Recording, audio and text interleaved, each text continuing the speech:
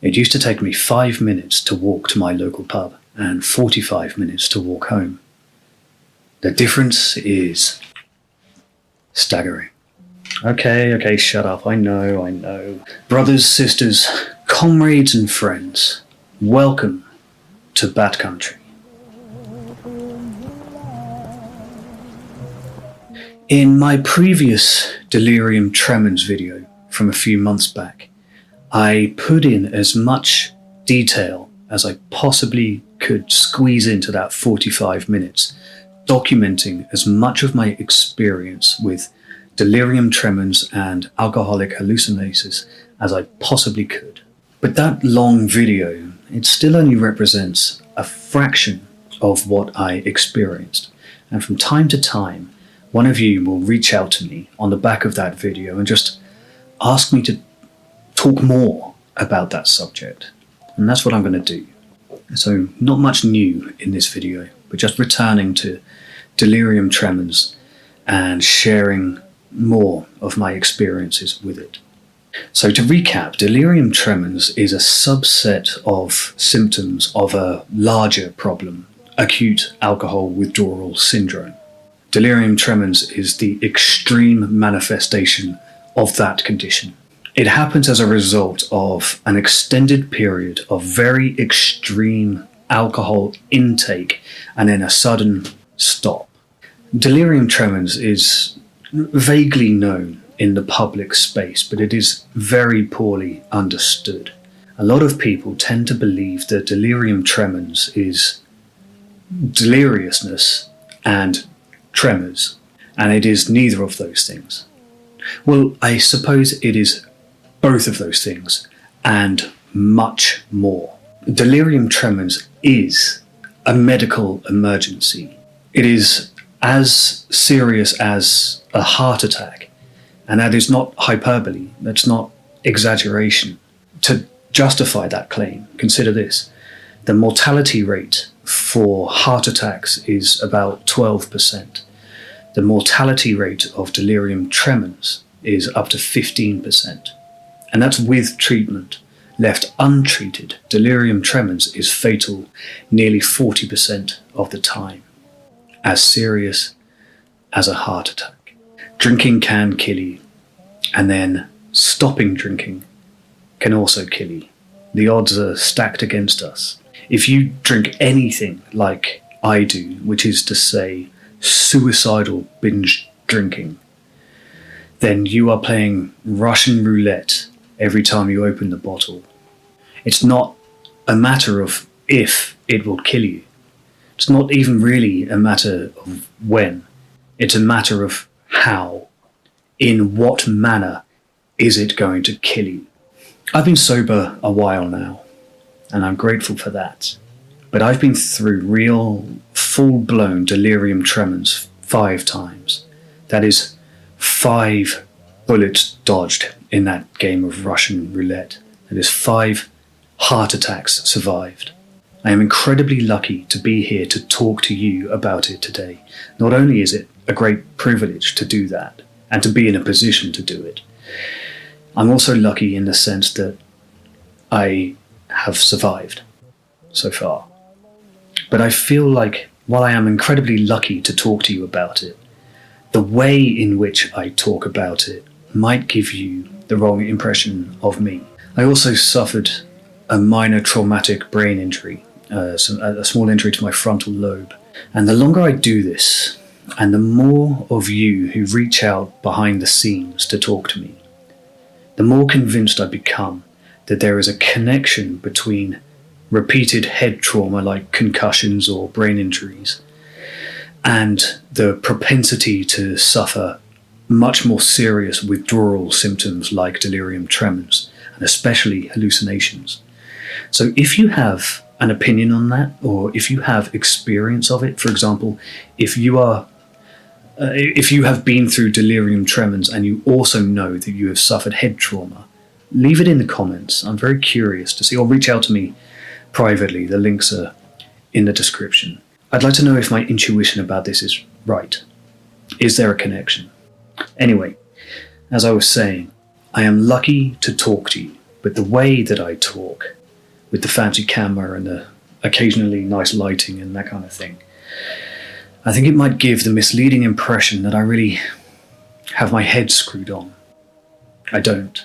I think that the fact I know my way around a camera and I, to some degree, know my way around a sentence can give you the impression that I have all of this figured out, and I don't. At all. And I think it is useful occasionally to remind you and me what the consequences are if I were to find myself with a bottle of Stolichnaya or VAT 69 in my hand once again. It's worth reminding you and me what kind of alcoholic I am. So today, I'm going to tell you a story. Are you sitting comfortably? Let's just get on with it. 5.5 years ago, I was living in a very remote part of Cornwall in the southwest of England. Very lonely, windswept place. The village in which I was living, it didn't even have a pub. Do you know how rare it is for a small village in England not to have a pub? It was very, very isolated. And I had been sober, I'm not sure, about 6 months at that time. Looking back on it, this period of my life, the timeline is indistinct and there are overlapping events. I would fail a test on some of this, but I hope that doesn't damage your trust in me, that everything I am about to tell you is true. And I would add to that, everything I'm about to tell you is quite intense, quite emotionally raw. But this story contains the most painful memory I have of my entire drinking alcoholic journey. This period is my lowest point, but there is a moment in it that I'm going to share with you that I have never ever shared with anyone before. Not even my girlfriend knows about this. So when we get to that point, and I'll let you know before it happens, know that I've never talked about it at all, and we'll be going through it for the first time together. Okay, so I'd been sober for about 6 months, and at that time, I thought I had it all figured out, man. I thought I was bulletproof. I thought there was no challenge I could not face. Alcoholics call that the pink cloud. Everybody else just calls it arrogance, or naivety, I suppose. But that's where I was. Problem was that the image I had of myself was very different from the image that everybody else had of me. So in my head, I had this image of myself as relatively successful. I had cycled halfway around the world. I had survived hardship, brushes with death, jail. I had previously been an ultra-marathon runner, and I had been a martial arts instructor. Well, Krav Maga, but that still counts. And then I had written a book and had it published. And then I had got sober too. Man, I thought I was hot shit. But everybody else saw a deeply traumatized young man who had not worked through the experiences. Someone who was recently sober and was too cocky. And they could all see it but me. And they saw this young man with a recently diagnosed brain injury and one pupil bigger than the other. It's called anisocoria as a result of the brain injury. It's evened out over the years, but it was much more noticeable back then. One pupil bigger than the other. And what's more, I was usually very high on a combination of powerful antidepressants and antipsychotics and anti-anxiety medication, you name it. I was never quite myself. And all of that medication, where I thought I had previously looked very strong and very fit, given my old lifestyle, I had suddenly gained a huge amount of weight. And I still haven't completely lost that now, even though I've been off the medication for a long time. I don't think I ever will lose that weight. But I had done nothing to work through any of that trauma. I just hadn't dealt with any of it. In fact, the only thing I had done was put down the bottle. I was technically sober, except I hadn't done any of the homework. I had one consultation with a therapist and one consultation with a neuropsychologist, and that was largely just to tick a box and to say to my parents, look, I've seen a psychologist, I've seen a therapist. But really, I hadn't even been to AA at that point.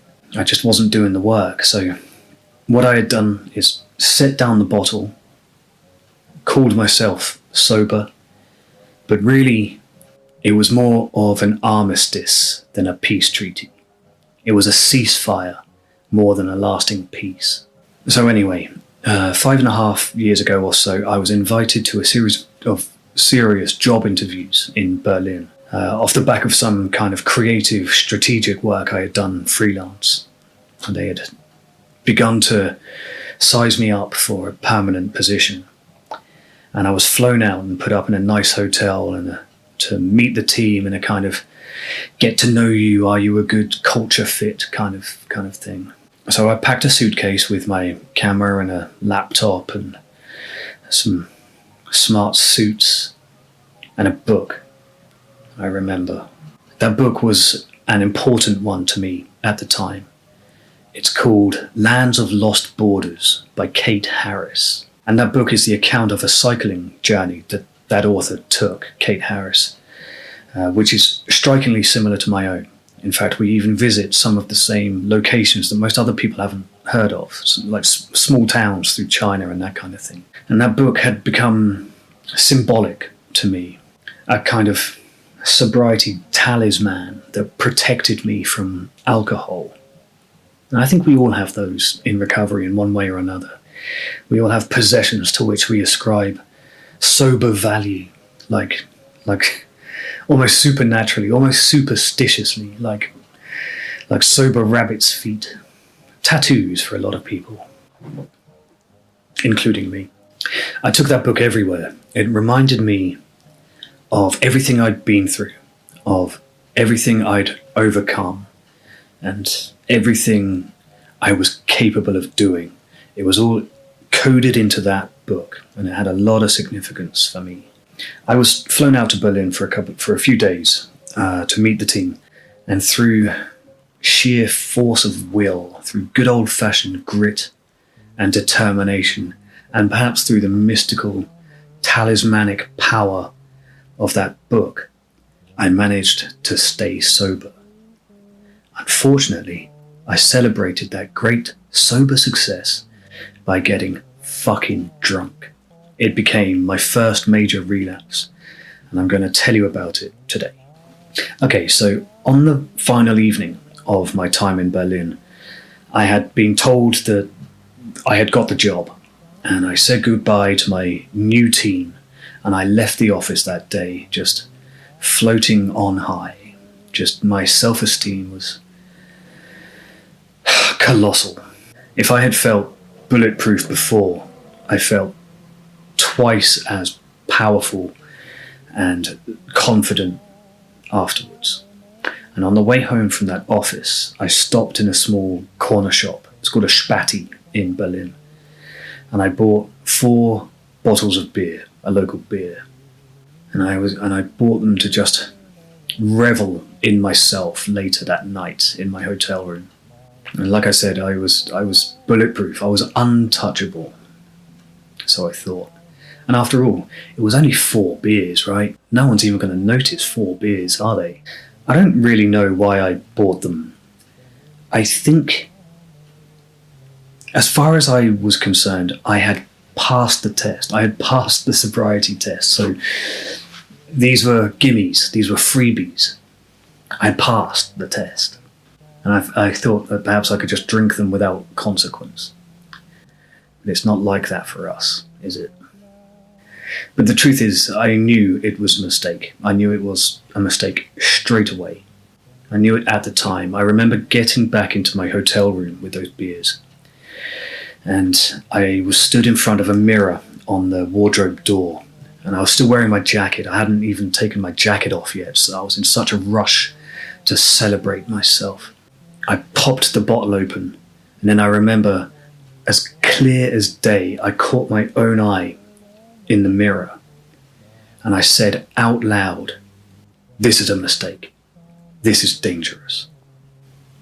It just came out of me like a reflex, beyond my control. It was a moment of real mania, very, very weird. And I shrugged it off, that moment of weirdness, and I drank that bottle of beer in one, just to spite myself. But the way I drank those beers, it wasn't drinking, it was sabotage, it was self-harm. And within half an hour, I had gone back to that spatty, that little shop, and I bought a litre bottle of vodka. It happened so fast, man. 6 months of sobriety and suffering and hard work and dedication and commitment undone in 45 minutes. In no time at all, I had reverted from completely sober to the very worst of my drinking disorder. Blink of an eye, straight back to where I'd left off.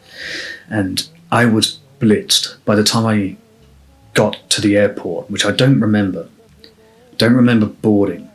I don't remember the flight, except that I remember enjoying it, feeling buzzy, like I'd just got laid or something.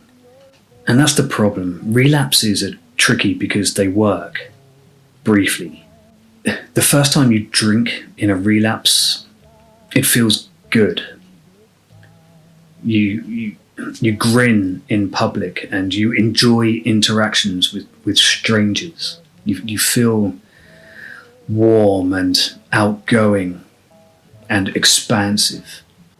You exude warmth and openness for a little while. And that window, though, it's very narrow, and it gets narrower every relapse. And if you're anything like me, that relapse, that first drink, it's only good that one time. Immediately afterwards, you are back to the same shame and regret and self-loathing. Relapses are good briefly. So I hadn't finished that whole bottle of vodka in Berlin. In fact, I remember in the hotel room, I packed it into my suitcase as I put it in the suitcase as checked baggage. I put it in my checked luggage so that I could start drinking again immediately on the other side.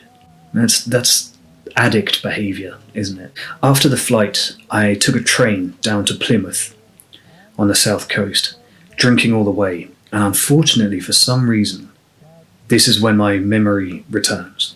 And I say unfortunately because I would rather not remember anything that follows. My parents had come to meet me back in Plymouth, very proud of me for getting sober and everything I'd achieved. And I remember I was in the back of their car and they were very quiet. And I was talking excitedly about my great success that I had had in Berlin. And eventually, even in my drunkenness, I could sense the tension. And I asked them, why can't you just be happy for me? Why can't you just be excited for me? And I remember my mother snapping, we would be happy for you if you weren't so drunk. And having been confronted on my bullshit in that manner, I did what all addicts do in that situation. I lashed out. I told them to go fuck themselves. And I made them pull over the car. And I got out and I got my suitcase. And I wandered off back towards Plymouth in the dark, drunk. Now, before you get on their case about that, about letting me go drunk into the night, what choice did they have? I would remind you that I was a man in my mid-30s who had lived independent of them for a very long time. It's not like they could kidnap me and force me to go and sober up. It's not like I was 12 years old or something. I was an adult. I had put them in a horrible position that night, and they had been in that position several times before now. They'd been right at my side this whole time I had been trying to get sober. And the thought today of what I put them through then constantly eats me up inside. So I staggered back to Plymouth, which is just an armpit of a town, even on a good day. If you're American, Plymouth Rock is so named because the Pilgrims had originally left from Plymouth, this town that I was in. And if you visit Plymouth, perhaps you might understand why they were in such a rush to leave.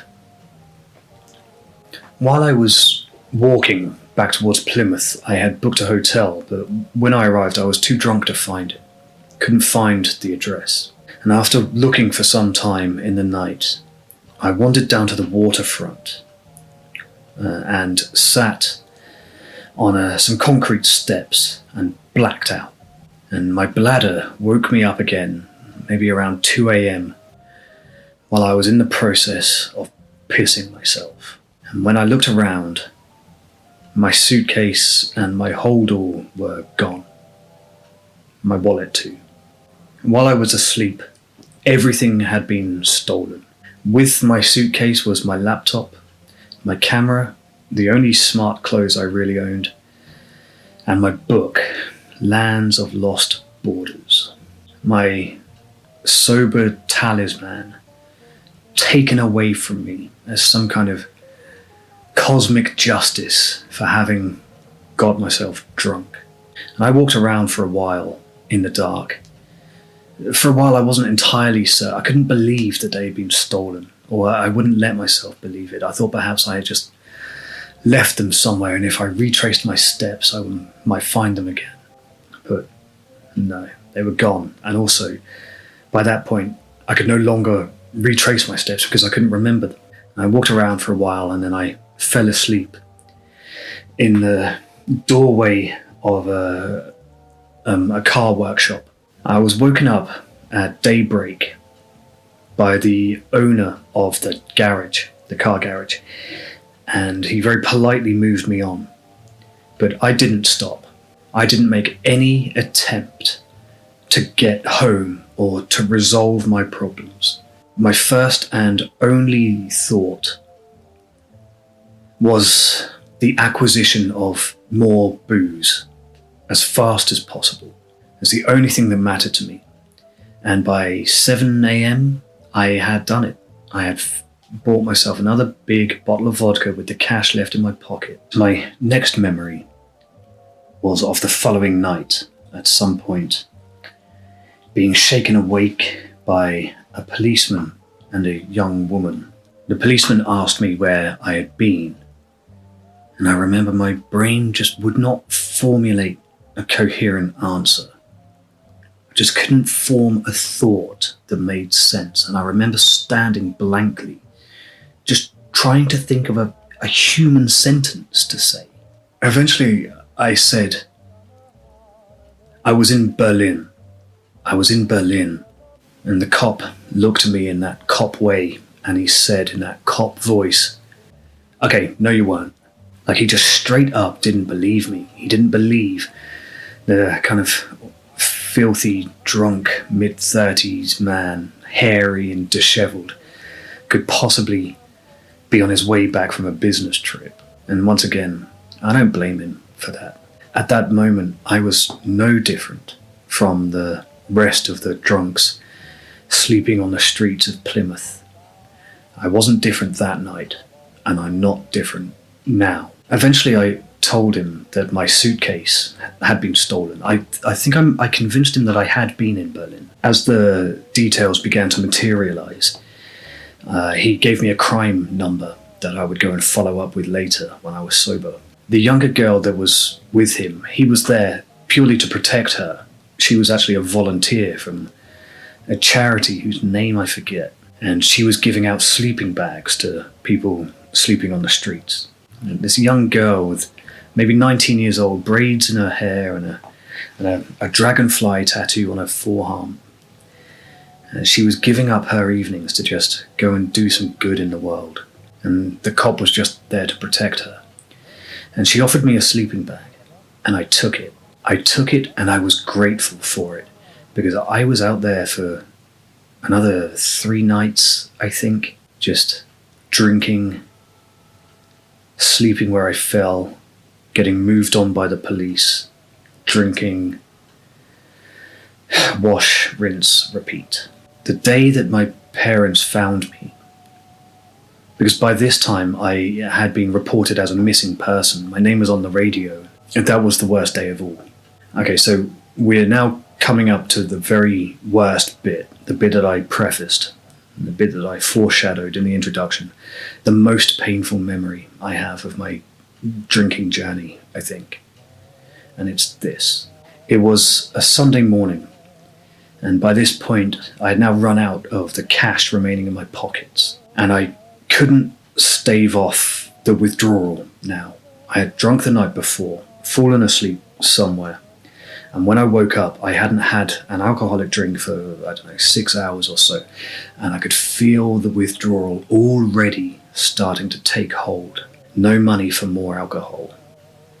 So, around sunrise, I walked the streets of Plymouth, drinking all of the leftovers from the partygoers of the previous evening, from the street, drinking from all of the glasses and the half-finished bottles that I found lying around bins and outside bars and pubs.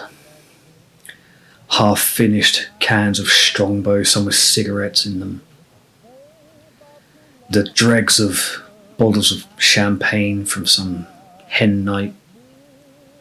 And then, fortuitously, a half-finished bottle of cheap vodka, which I gratefully finished myself. God, it was bad.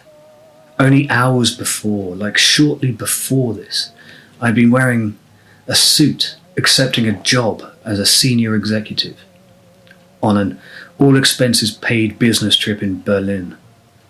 Now I was drinking the dregs, the leftovers of strangers' drinks on the street, left over from the night before, with nothing but a high-visibility sleeping bag to my name given to me by a well-meaning teenager. It can happen so fast, man. So fast. And the problem is that strategy of drinking other people's leftover drinks on the street, it works. And by the time my parents found me, around midday I think, I was already smashed again. I was in a bad way. My parents managed to get me home. By the time they found me, I wanted to go home. And I had been staying at their house for 3 days, 72 hours, almost to the minute after the last drink, when the hallucinations began. I was sat in their living room with them, and they knew something was deeply wrong with me because they'd stayed up late, and we were watching the rerun of a Formula One race when I began to hear a shuffling noise coming from the armchair that I was sat in, like there was something living in it, something scratching to get out, like there was something alive inside the chair. Then I started to feel it brushing against the back of my legs, and it was like furry and soft and warm and alive. And I kept jerking my head round to try to get a glimpse of it as it ran around the bottom of the armchair, but I just couldn't quite see it. I would catch a glimpse and then it would be gone. There was nothing there. And then the delusion began to make sense of itself for me, or rather, my delusional thinking started to overlay the hallucination with a layer of logic, and I began to believe that my parents had bought me a border collie puppy to celebrate my success, and that it was going to be a gift in a few days' time, and that the dog, the puppy, was really excited to see me, but they had hidden the puppy inside the chair, not wanting me to find it early. And that left me in a strange position, because if I had told my parents that I knew they had got me a puppy as a gift, it would have ruined the surprise and they would have been disappointed. So I pretended I didn't know, and I sat in this armchair trying to watch, trying to see if I could see it, and smiling as it ran around my legs, and I could hear it breathing, like panting and scratching, and it sounded happy and excited. The insipid thing about hallucinations like this, which makes them different from like acid trips or anything like that, is that there is the way that they justify themselves to you. You don't know it's a hallucination, but the hallucination knows it's a hallucination. So as well as presenting you with something that isn't there, it will also present you with the feeling that you know why it is there. It's so hard to describe. I can't make it make sense to you. It gives you something completely unbelievable, and then it makes you believe that you believe it. You can tell yourself that you're hallucinating, but that doesn't make it less real. In fact, you can know you're hallucinating, but it doesn't take the power from the hallucination. In fact, in my experience, the hallucination tends to evolve to find new ways to justify itself. And I'll explain that in a moment. But for now, the best way I can explain this feeling is to quote Dirk Delirium Dirk, or Scared Sober, as he was known. He talked about hallucinating that his daughter had died in his arms. And he said afterwards that even while he knew it was a hallucination and his daughter was fine, he still then understood what it is like to lose a child. And I think that is the best way to explain this. You can know it's not real, but it will still affect you as though it is real.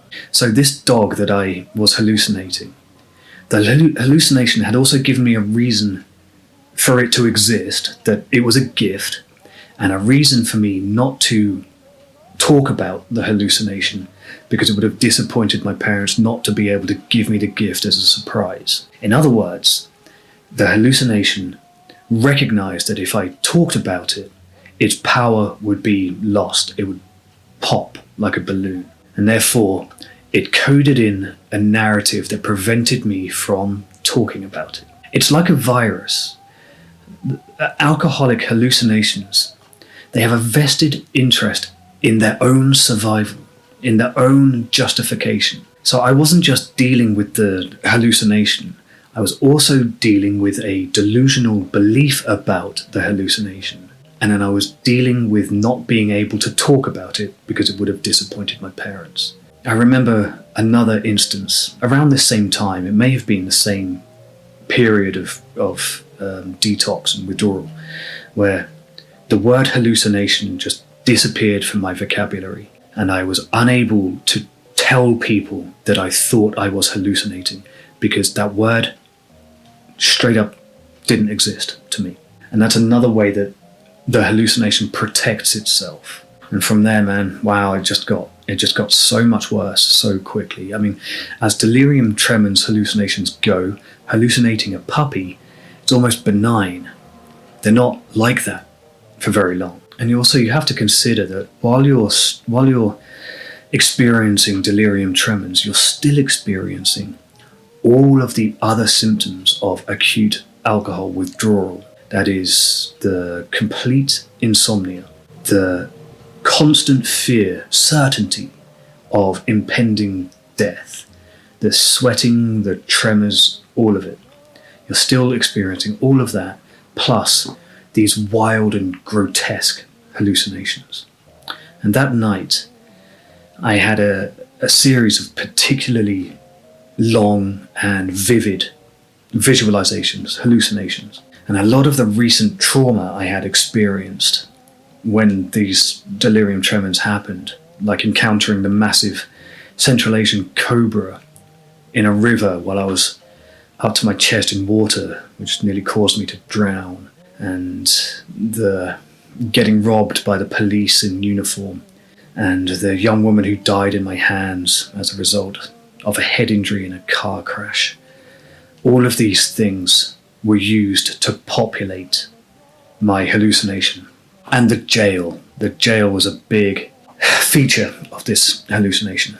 And I remember that the paintings, all of the paintings and photographs on the walls in my parents' house were just, instead of whatever they actually were, had just become writhing masses of snake nests, just wriggling and turning over on each other. And I remember hearing constant hissing at all times. And it's like directional. So it's not just like, and when I closed my eyes, I would feel them slithering over my face and body. And closing your eyes does nothing in delirium tremens. Nothing. It's like you can see through your eyelids. The delirium tremens doesn't need you to be able to see in order for you to experience these hallucinations. You are a passenger, and you will see what the hallucination wants you to see. And these hallucinations, although they are not real, you experience them as though they are real. And the trauma that they cause lasts. These things cause a deep imprint. So that night in my parents' house, while I was lying in bed, the front door was kicked open by Russian military police in this remote Cornish village. And I was cuffed and a black hood put over my head, and I was dragged out of the house and thrown in the back of a little van, exactly the same van that I was arrested in Kazakhstan. And they were shouting at me in Russian, and I remember being hit in the ribs with the butt of a rifle and the barrel put between my teeth. Like I could taste the metal, I could smell the gun oil. It's that real. From here, things are going to get very graphic. And I mean that, I mean gory. If you are of a sensitive disposition, go and do something else. But I want to record this stuff. Dirk Delirium was the only person I ever heard go into detail about the violence, the horrific imagery of these delirium tremens hallucinations. And to me, it was such a relief to hear somebody else had experienced this kind of thing. It made me feel less like a psychopath. And his account was so similar to mine that I think it might be useful to others to also hear mine. It's not unusual for you to see the things that you couldn't possibly imagine with your waking mind. And I'm going to give you a couple of examples now. So I was taken from the little van and I was walked into a prison, and the hood was removed. And I was stood in a corridor with like flaking paint, very poor, not abandoned, but very poorly looked after. And it was a wall on the left, and on the right was a series of barred cells, all the way down, like to infinity. And I'm looking all the way down with the wall on my left and just cells, all the way to infinity on the right. And there was a strong smell of blood and ammonia. And each of these cells, with its rusting bars, each one was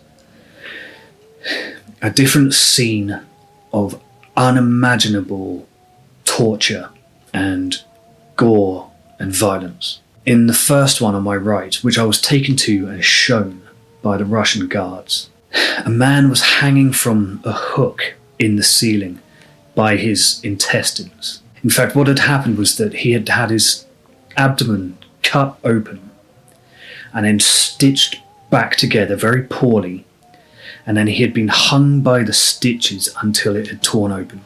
And that was almost certainly a reference to the actual man that I shared a cell with in Kazakhstan, who had stitched his own stab wound closed.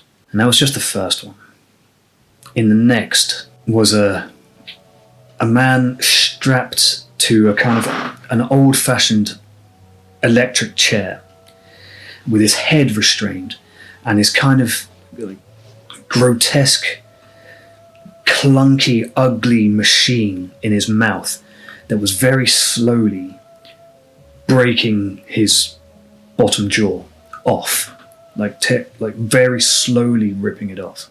And then there was like people impaled on very rusty spikes sometimes in kind of sexual ways. And there were people with their limbs broken in really grotesque ways. And then their broken limbs were wrapped around things. If you're familiar with like the medieval torture and execution procedure of breaking on the wheel, I think that's where my subconscious was pulling it from. In that procedure, people have all of their bones smashed, and then they are tied and pulled and woven through the spokes of a cartwheel until they expire. And that's what I was seeing, except not just in cartwheels, but like in swastika shapes and all of these people, all of these cells, despite the level of violence being inflicted on these people, which was completely unsurvivable, they were all alive, they were all conscious, and they were all moaning and screaming and begging for help. And I was unable to do anything apart from watch, and I couldn't look away. I was forced to look at it. Even in the hallucination, I remember when I closed my eyes, I still saw it. So in the hallucination, I could still see through my eyelids. And it wasn't just physical torture. There was some deeply traumatizing psychological torture going on as well. In one of the cells, I remember a crying young man had been forced to dig up the skeleton of his father, his own father, and stamp on the bones. Where did that come from? I saw it all in vivid detail, and I'm holding back here. And then it was my turn, and I was taken to this disgusting cell. And I remember the floor was slightly soft and damp with drying, inch-thick drying blood. And I was tied with my hands above my head and my ankles and my waist to a kind of metal bed frame, like a wire bed frame that had been stood upright. I was restrained against it. And there was a current, an electrical current being passed through it. And it was just enough to be blinding agony, but not enough to make me black out. And at the same time, barbed wire was being pulled across my chest. And I knew that I needed to escape this place. So when I was brought back into my cell, my own cell, I noticed that the rear wall, there was a gap between the rear wall and another wall, just like barely enough to squeeze a person through. And I saw that as my escape route. So I sucked in my breath and I held it, and I squeezed my body through this really narrow gap, this filthy little passage. I was holding my breath for what seemed like ages. I was physically unable to breathe because the space was so tight. My chest would not expand. And I struggled against it, working my body down the passage and edging towards the end. And eventually I emerged from it, gasping for breath, into what was it was a restaurant, and it was dark, it was empty. As I escaped my cell into what was a closed after-hours restaurant, and in my mind I remember assuming that this was a restaurant for the prison guards, and this is where they went, and it was closed when I got in there. And it was night time, and I started hearing voices shouting in Russian. They had noticed that I was no longer in the cell, and they were looking for me, and there was a great sense of urgency. And I hid for a while, and I saw silhouettes running. And when it quieted down, there was a courtyard outside with a wall, the prison wall. And when it was quiet, I darted across that courtyard and started scaling that prison wall.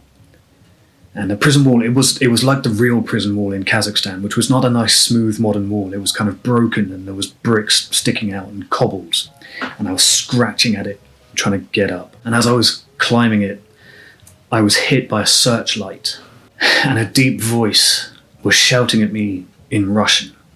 And I turned and I blinked the light out of my eyes, and I saw that it was my father, and he was dressed in a full high-ranking Russian military uniform, shouting at me in Russian. And as he was talking, the Russian began to change into English, and he was saying, "I'm from the embassy. I'm from the embassy." And it made me realize that he had been sent to the jail undercover, like in disguise, as a Russian general, in order to get me out without having to send the army in or something. And as he talked more, it emerged that he wasn't saying, "I'm from the embassy." What he was actually saying was, "What are you doing? What are you doing?" And I looked around, and the prison was gone.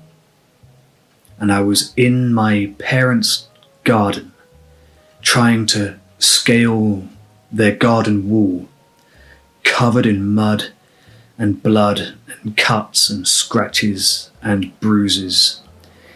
And my dad was standing at the edge of the garden holding a flashlight and wearing not a military uniform but a dressing gown, shining a torch at me.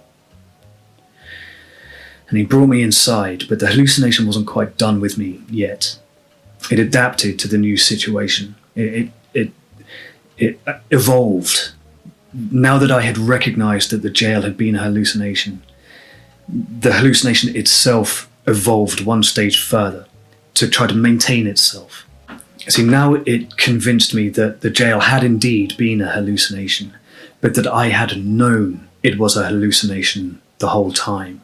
And in fact, I had been tricking the Kazakh police, the Russian police, military police, into believing it was real. So what the hallucination had done was re-justify itself. It re-entered my consciousness as me being the person in control of it, tricking the Kazakh prison guards. That's how crazy these things are. It's like nothing else. The way it just changes shape, the hallucination changes shape and tries new things to get you to believe it again. It's incredibly manipulative. I had begun to believe at that point, after some talking with my parents and stuff, they'd gone back to bed, I began to believe that the Russian military police and the prison guards were coming to the house to seek retribution for the trick that I had played on them, and that they were outside and they were armed. And I picked up the phone and I dialed 999, and I told the emergency operator on the other end that the house was under attack, that an armed mob was here to drag me away. At which point my dad snatched the phone out of my hand, and I think explained to the operator that I was delusional and hallucinating. And he hung up the phone. But that happened. I really did call the police. And because it's a quiet town in Cornwall with not much else to do, they sent the police. And the next memory I have is of a psych ward. These things will kill you. The hallucinations, if it's not, delirium tremens is dangerous. If it's not a heart attack or a stroke, it is from the places it will take you. Because I was outside when I was having this hallucination. When I was stuck between the two walls, I think that was the gap between my parents' house and their neighbour's house, which is genuinely only about 5 inches wide. Or something like that. I was somewhere, and I can easily imagine in my delirious state, I can imagine myself getting stuck there and not making it out and not being found until the morning. The blood on the floor in the torture room, that was soil on the ground because I had no shoes on. and I could feel it, and my hallucination interpreted that as blood rather than mud. And the barbed wire on the chest, I think I had crawled under a barbed wire fence or something. And the wall, the prison wall, that was real. The hallucination was taking real stimulus in the real world and using it against me. And the psychological impact of all of this is also lasting, because the experience of seeing the things that I saw, which I didn't really see them, but every mechanism in my body responded as though I did see them. And therefore, the trauma from that, from seeing that level of violence, that's real too. So after that episode had subsided, I went back to the location in Plymouth where my suitcase had been stolen. And I'm not quite sure why I needed to go back there. Something was summoning me back. Something was pulling me there. I was gravitated towards it like I had unfinished business. And when I was back there, I was scouting around the area where I'd blacked out. And I found an area of undeveloped land that was fenced off with a wooden fence set away from the road. And there was a break in the fence. And I looked at it and I just knew that I had to go in there. So I climbed through this gap and I walked through the undergrowth. It was very overgrown in there. I looked down on the floor and I saw my suitcase open and empty. And that was the closure that I needed, apart from one thing. It wasn't quite empty. The people who had stolen it naturally had stolen the laptop and the camera and the expensive clothes. But they had no use for books. And the one thing that was remaining with that suitcase was Kate Harris's Lands of Lost Borders. That book that had been with me since I had tried to get sober and had become a symbol of my sobriety, had in some kind of divine benevolence been returned to me.